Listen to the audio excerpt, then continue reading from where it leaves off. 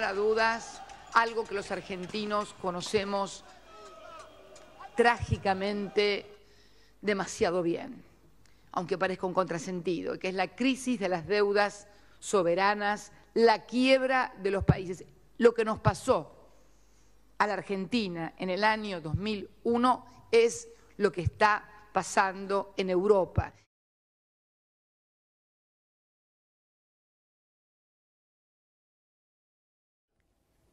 The majority today in the United States and in Western and Central Europe is a hopeless situation.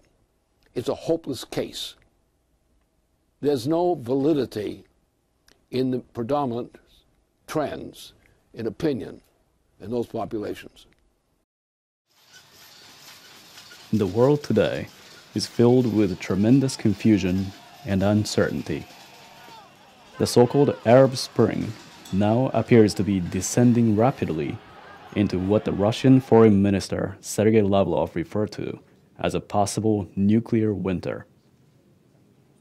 The European Union is on the verge of disintegration, and the United States has just re-elected the president who has been openly and audaciously violating the United States Constitution and who will continue to play the same old game as long as he's allowed to be in the White House. Finally, we discussed. In the time of crisis, the people all across the board demand the real change. But what are they actually asking for? What kind of change are they prepared to accept? Around the turn of the century, the world has experienced a series of economic downfalls, such as Asian crisis in 1997, Russian GKO bond crisis in the following year, and the collapse of the dot-com Y2K bubble in 2000, all of which exposed the vulnerability of the entire speculative system of globalization. However, the real changes had yet again slipped through the cracks by the original 9/11 attacks and a corresponding paradigm shift with the introduction of an imperial doctrine that came to be known as global war on terrorism. The whole world was supposed to take sides, the side of the free nations, led by the United States and Great Britain, or the Islamic states that were embracing terrorism, according to the oligarchical rule of the game.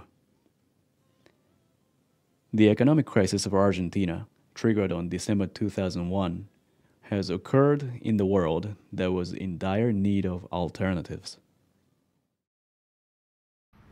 This so-called default crisis of Argentina has pushed the nation to the edge of a fatal cliff.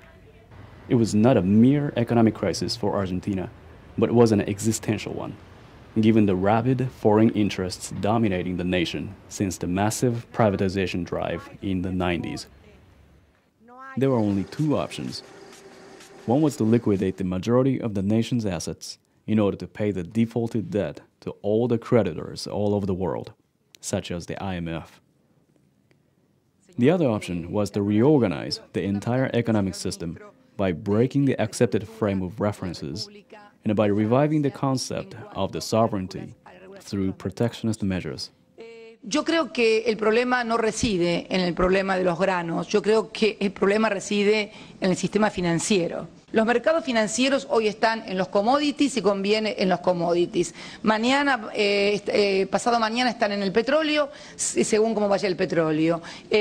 Y pueden mañana dedicarse a los mercados de caramelos, si realmente tienen posibilidades de obtener un peso más sin trabajar, sin producir y sin invertir, para perfectamente especular. Por eso nosotros estamos sosteniendo que el verdadero problema es la falta de regulación de los mercados financieros en el mundo.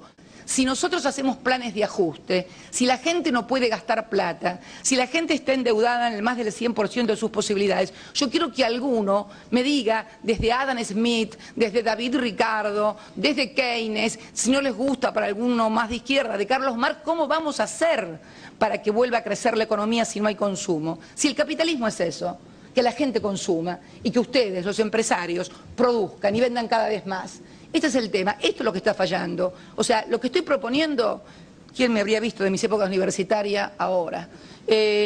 Estoy proponiendo volver al capitalismo en serio, porque esto que estamos viviendo, señores, no es capitalismo. Esto es un anarcocapitalismo financiero total, donde nadie controla a nadie. Y para finalizar, si uno ha probado ya durante 3 años determinadas medicinas y con determinados médicos y el enfermo se agrava cada vez más, ¿no será que habrá que cambiar de médico y de medicinas e intentar otro tratamiento? Esta es una cuestión de pura lógica.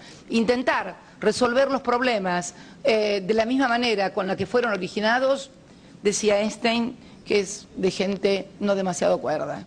Déjenme que esta vehemencia es un poco la pasión y las ganas de solucionar los problemas. Muchas veces hay que afectar a intereses, eso sí, que esta es la otra gran definición y con esto quiero terminar. Es cierto que muchas veces para solucionar determinados problemas hay que afectar intereses e intereses que son muy poderosos, pero yo me atrevo a decir que es mejor enfrentar esos intereses minoritarios pero poderosos antes que más adelante enfrentar la furia de la sociedad. As Argentina continues to gain momentum through its successful debt restructuring and the public investments into national programs such as Atucha 2, nuclear power plant completed in 2011, and the historic launch of the Argentine satellite SAC-D Aquarius in collaboration with NASA, the opposition has grown more fierce and desperate internationally.